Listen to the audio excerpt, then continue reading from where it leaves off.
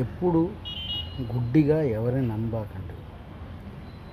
వాళ్ళేందంటే డబ్బులు తీసుకునేదానికి 100 రకాల మాటలు చెప్తా ఉంటారు. మా అమ్మకి బాగలేదు, మా నాన్నకి బాగలేదు, నాకు బాగలేదు అని ఒక సామెత. ఇంకో సామెత ఏందంటే స్కూల్‌కి ఫీజు కట్టాలి. మా అబ్బాయి స్కూల్‌కి పోడు అనేది ఇంకో సామెత.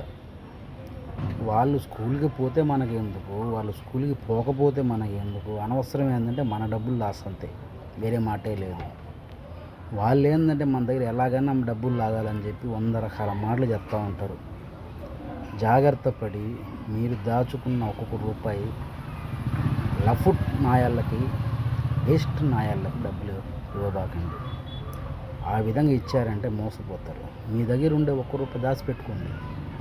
అంతేగాని ఇవ్వచ్చు, మంచి వాళ్ళకి ఇవ్వచ్చు, మన కరెక్ట్గా ఇస్తారు అనుకునే వాళ్ళకి ఇచ్చినా కూడా తప్పు లేదు.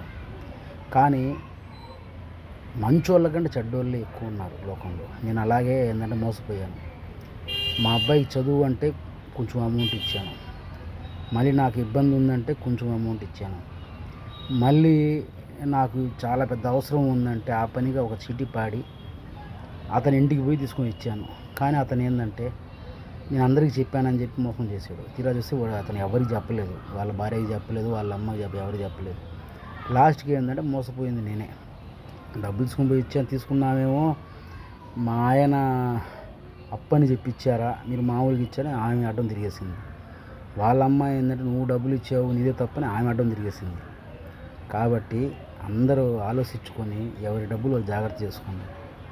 మీ డబ్బులు బ్యాంకులో వేసుకోండి, పావలా వడ్డీ వచ్చినా పర్లేదు. అంతేగాని ఇలా ఫుట్ ఉండకూడదు డబ్బులు ఇవ్వకండి.